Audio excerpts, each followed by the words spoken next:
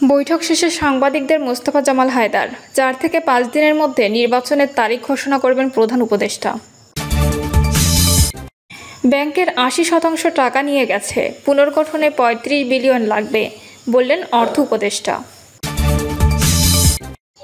কোথাও নিয়ন্ত্রণ নেই, আগে 1 লাখ টাকা ঘুষ নিলে এখন নিচ্ছে 5 লাখ বললেন মির্জা ফখরুল। রাতের আধারে নির্বাচন ও এআই হুমকি নিয়ে যা বললেন সিইসি। এবং সর্বশেষ জানাবো নিম্নচাপের প্রভাবে নিঝুম দ্বীপে বিপর্যস্ত জনজীবন, বসতঘরে হাঁটু পানি। শুনছিলেন সংবাদ শিরোনাম, এবারে বিস্তারিত।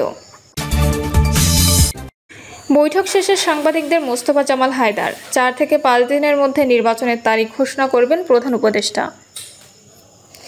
জাতীয় পার্টির চেয়ারম্যান মোস্তফা জামাল হায়দার বলেছেন, 4-5 দিনের মধ্যে প্রধান উপদেষ্টা ডক্টর মোহাম্মদ ইউনূস আগামী জাতীয় সংসদ নির্বাচনের তারিখ ঘোষণা করবেন। বিকালে প্রধান উপদেষ্টার সঙ্গে 14টি রাজনৈতিক দলের বৈঠক শেষে বেরিয়ে সাংবাদিকদের এই কথা বলেন তিনি। রাষ্ট্রীয় অতিথি ভবন যমুনায় এ বৈঠক অনুষ্ঠিত হয়। এ প্রসঙ্গে মোস্তফা জামাল হায়দার বলেন, প্রধান উপদেষ্টা বলেছেন তিনি আগামী 4-5 দিনের মধ্যে নির্বাচন ঘোষণা করবেন। এর চেয়ে আনন্দের বার্তা আর কিছু হতে পারে না। জাতীয় পার্টির এই নেতা বলেন, নৈরাজ্যের সমাধান করবে নির্বাচনের মাধ্যমে অনেক সমস্যার সমাধান হবে। এর আগে 2 দফায় বিএনপি, জামায়াতে ইসলামী সহ বিভিন্ন রাজনৈতিক দল ও জোটের নেতাদের সঙ্গে বৈঠক করেন প্রধান উপদেষ্টা। এরপর আজ বিকালে আরও 14টি দল জোটের নেতাদের সঙ্গে বৈঠক করেন তিনি। ব্যাংকের 80% টাকা নিয়ে গেছে, পুনর্গঠনে 35 বিলিয়ন লাগবে বললেন অর্থ উপদেষ্টা। দেশে এখন ভালো কোনো প্রতিষ্ঠান নেই বলে মন্তব্য করেছেন অর্থ উপদেষ্টা সালেউদ্দিন আহমেদ। তিনি বলেন, ব্যাংক খাতের 80% অর্থ নিয়ে গেছে, যা পুনর্গঠনের জন্য 35 বিলিয়ন ডলার লাগবে বলে জানিয়েছে আইএমএফ। উপদেষ্টার ভাষায়, আইনের ব্যত্যয় তো হয়েছেই, সেই সঙ্গে প্রক্রিয়াগুলো ধ্বংস করা হয়েছে। তিনি বলেন, মানুষগুলো তো রয়েই গেছে, মানুষগুলোর কোনো পরিবর্তন হয়নি। অনেকেই বলে সব বাদ দিয়ে দাও, কিন্তু সেটা সম্ভব না। এজন্য মাথায় হাত বুলিয়ে ধমক দিয়ে কাজ করাতে হচ্ছে। সুশাসন প্রতিষ্ঠা কতটা জরুরি তা তুলে ধরে সালেউদ্দিন বলেন, প্রধানমন্ত্রী, সংসদ সদস্য, তাদের ক্ষমতার চেক অ্যান্ড ব্যালেন্স নেই। এখানে সংস্কার না হলে যত সংস্কারই করা হোক কোনো লাভ হবে না। রাজনৈতিক দলগুলোর মধ্যেও সংস্কার দরকার। সরকারের অর্থনৈতিক অবস্থা নিয়ে কথা বলতে গিয়ে তিনি বলেন, গত বছরের আগস্টে যখন এই সরকার দায়িত্ব নেয় তখন দেখা গেছে এরকম অবস্থা বিশ্বে কোথাও নেই। অর্থনৈতিক বিপর্যস্ত হয়েছে, ব্যাংক খাতের 80% অর্থ নিয়ে গেছে। তিনি আরও বলেন, আইএমএফ বলেছে বাংলাদেশের ব্যাংক খাতের পুনর্গঠনের জন্য 35 বিলিয়ন ডলার লাগবে, যদিও আইএমএফ প্রাথমিক হিসাবে বলেছিল 18 বিলিয়ন ডলার লাগবে। অনুষ্ঠানে সভাপতিত্ব করেন লেখক হোসেন জিল্লুর রহমান। ফখরুল বলেন, কোথাও কোনো সুশাসন ও নিয়ন্ত্রণ নেই, পুলিশের কোনো পরিবর্তন হয়নি। একজন ব্যবসায়ীর সঙ্গে কথা হলো, তিনি বললেন, আগে 1 লাখ টাকা ঘুষ দিতাম, এখন দিই 5 লাখ টাকা। তিনি বলেন, রাতারাতি সংস্কার করে ফেলা সম্ভব নয়, এজন্য সময় লাগবে। তবে সেজন্য গণতান্ত্রিক চর্চা বাদ দিয়ে বসে থাকা যাবে না, কোনো কিছু চাপিয়ে দেওয়া ঠিক হবে না। এই জন্য কোনো রকম বিলম্ব না করে অতি দ্রুত গণতান্ত্রিক প্রক্রিয়ায় যেতে হবে। ফখরুল আলো বলেন, গণতান্ত্রিক উপায়ে জনগণের প্রতিনিধিকে সংসদে পাঠিয়ে সংস্কার করতে হবে। কোথাও নিয়ন্ত্রণ নেই, আগে 1 লাখ টাকা ঘুষ নিলে এখন নিচ্ছে 5 লাখ বললেন মির্জা ফখরুল। দেশের কোথাও কোনো সুশাসন ও নিয়ন্ত্রণ নেই বলে মন্তব্য করেছেন বিএনপি মহাসচিব মির্জা ফখরুল ইসলাম আলমগীর। তিনি বলেন, আগে যে ব্যবসায়ীকে 1 লাখ টাকা ঘুষ দিতে হতো, এখন তাকে 5 লাখ টাকা ঘুষ দিতে হচ্ছে।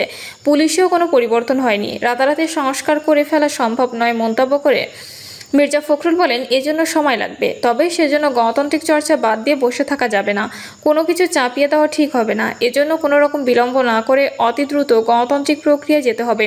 গণতান্ত্রিক উপায়ে জনগণের প্রতিনিধিকে সংসদে পাঠিয়ে সংস্কার করতে হবে। তিনি বলেন, মার্কিন প্রেসিডেন্ট ডোনাল্ড ট্রাম্পের তারিফ সামনে বড় বিপদে ফেলতে পারে। মনে রাখবেন, রাজনৈতিক দল দেশের উন্নয়নে জনস্বার্থে সবসময় ইতিবাচক ভূমিকা পালন করবে। রাতের আধারে নির্বাচন ও এআই হুমকি নিয়ে যা বললেন সিইসি। নির্বাচন ঘিরে সোশ্যাল মিডিয়ায় ভুয়া তথ্য ও এআই এর অপব্যবহার রোধে নির্বাচন কমিশন কাজ করছে বলে জানিয়েছেন প্রধান নির্বাচন কমিশনার এএমএম নাসির উদ্দিন। বলেছেন, আমরা রাতের আধারে কিছু করতে চাই না, দিনের আলোতে সব কার্যক্রম হবে। স্বচ্ছতা ও জবাবদিহিতা নিশ্চিত করেই আমরা একটি সুষ্ঠু নির্বাচন উপহার দিতে চাই। এআই হুমকি নিয়ে সিসি বলেন, ত্রয়োদশ জাতীয় সংসদ নির্বাচনে কৃত্রিম বুদ্ধিমত্তা একটি বড় চ্যালেঞ্জ। এই আধুনিক হুমকি অস্ত্রের চেয়ে ভয়াবহ। নির্বাচনকে প্রভাবিত করতে যে কোনো প্রযুক্তি নির্ভর হস্তক্ষেপ রোধে আমরা সতর্ক আছি। সেই সঙ্গে নির্বাচনের আগে সন্ত্রাস দমন এবং অবৈধ অস্ত্র উদ্ধারে অভিযান চলবে বলেও জানান তিনি। এ সময় নির্বাচনে পিআর পদ্ধতির বিষয়ে প্রশ্ন করা হলে সিইসি বলেন, এটি দেশের আইন ও সংশ্লিষ্ট কর্তৃপক্ষের সিদ্ধান্ত। এ বিষয়ে এখনও কমিশনকে কোনো নির্দেশনা দেওয়া হয়নি। তিনি বলেন, নির্বাচন ব্যবস্থার উপর মানুষের আস্থা ফিরিয়ে আনাই বর্তমান কমিশনের বড় চ্যালেঞ্জ।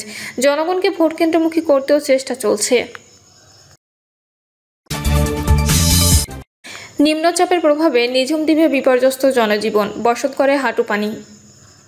বসতঘরের ভেতরে হাঁটু পানি, রান্নাঘর উঠান সব ডুবে গেছে। স্ত্রী সন্তান ঠাঁই নিয়েছে খাটের উপর। গবাদি পশুগুলো কোনোভাবে দাঁড়িয়ে আছে বাড়ির পাশের কাঁচা সড়কে। চারদিকে শুধু পানি আর পানি। নিঝুম দ্বীপের বাসিন্দা মোহাম্মদ মিলনের বাড়ির আজকের চিত্র এটি। দ্বীপের প্রায় প্রতিটি বাড়িতে এখন এমন করুণ চিত্র। সকাল থেকে বঙ্গোপসাগরে সৃষ্ট গভীর নিম্নচাপের প্রভাবে অস্বাভাবিক জোয়ারে প্লাবিত হয়েছে নোয়াখালীর দ্বীপ উপজেলা হাতিয়ার বিভিন্ন এলাকা নিঝুম দ্বীপ। হাঁটু থেকে কোমর সমান পানি ঢুকে পড়েছে দ্বীপের বাড়িঘর, দোকানপাট ও সড়কে। মাছের ঘের ভেসে গেছে, তলিয়ে গেছে শাকসবজি ও ধানের জমি। বিশুদ্ধ পানি ও খাদ্য সংকটে পড়েছে প্রায় 50,000 মানুষ। স্থানীয়রা জানান, জোয়ারের পানি এত দ্রুত গতিতে এসেছে যে বাসিন্দাদের কিছুই করার সময় মেলেনি। শিশু, বৃদ্ধ ও নারীরা চরম দুর্ভোগে রয়েছেন। অনেকে আশ্রয় নিয়েছেন উঁচু গাছতলায় বা কারো উঁচু বাড়ির আঙিনায়। দ্বীপের প্রায় 80% এলাকা পানিতে তলিয়ে গেছে। মাছের ঘের, হাঁস মুরগি, গরু ছাগল সহ ব্যাপক ক্ষয়ক্ষতি হয়েছে। মোহাম্মদ মিলন নিঝুম দ্বীপ ইউনিয়নের 4 নম্বর ওয়ার্ডের ইসলামপুর গ্রামের বাসিন্দা। তিনি নদীতে মাছ ধরে জীবিকা নির্বাহ করেন। তিনি বলেন, আমাদের জীবন এমনই, সবসময় নদীর সঙ্গে যুদ্ধ করে টিকে থাকতে হয়। এবারের বর্ষায় তেমন মাছও নেই, ঋণ করে চলছে, এখন বিপদে পড়ে গেছি। ঘরে চুলা চালানোর মতো কিছু নেই। পুকুরে লবণ পানি ঢুকে মাছ মরছে, ফসল গেছে। আমাদের কষ্ট কেউ বোঝে না। নিঝুম দ্বীপের আরেক বাসিন্দা মোহাম্মদ রাসেল বলেন, সকাল 10টা থেকে টানা বর্ষণ ও জোয়ারের পানিতে নিম্নাঞ্চল প্লাবিত হয়। নদীর পানি স্বাভাবিকের চেয়ে কয়েক ফুট বেড়ে যাওয়ায় নামার বাজার, বন্দর কিল্লা, ইসলামপুর, মোল্লা গ্রাম সহ পুরো নিঝুম দ্বীপ ইউনিয়ন পানির নিচে চলে যায়। মানুষ ঘর থেকে বের হতে পারছে না। গরুর খাবার, মাছের ঘের সব ভেসে গেছে। আমরা অসহায়। নিঝুম দ্বীপ ইউনিয়নের 2 নম্বর ওয়ার্ডের ইউপি সদস্য কেফায়েত হোসেন বলেন, নিঝুম দ্বীপ এখন জলাবদ্ধতার দ্বীপে পরিণত হয়েছে। বেড়িবাঁধ না থাকায় আমরা প্রতিবারই ডুবে যাই। এবার পুরো ইউনিয়ন পানির নিচে। হাজারো পরিবার এখন পানিবন্দী। তিনি আরও বলেন, প্রতি বছর এমন দুর্যোগে নিঝুম দ্বীপের মানুষ হারায় ঘরবাড়ি, হারায় জীবিকা। অথচ এখনও এখানে নেই পর্যাপ্ত বেড়িবাঁধ, নেই ত্রাণ বা টেকসই ব্যবস্থা। কবে মিলনেরা ঘরে ফিরতে পারবেন? কবে নিঝুম দ্বীপের মানুষ সত্যিকার অর্থে নিরাপদ বাঁচতে পারবে? এই প্রশ্নই যেন ভাসছে পানির সাথে। হাতিয়া উপজেলার নির্বাহী কর্মকর্তা মোহাম্মদ সালাউদ্দিন বলেন, বিচ্ছিন্ন দ্বীপ উপজেলা হাতিয়ায় সবার জীবন অনেক সংগ্রামের। প্রকৃতির সঙ্গে লড়াই করে চলতে হয়। জোয়ারের পানি নামতে শুরু করেছে, তবে রাতে আরেকবার জোয়ার হতে পারে। আমরা খোঁজ রাখছি।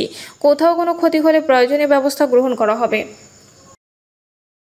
প্রিয় দর্শক, এই ছিল এখনকার সর্বশেষ সংবাদ। আপডেট সব সংবাদ পেতে চ্যানেলটি সাবস্ক্রাইব করে বেল আইকনটি ক্লিক করে রাখুন।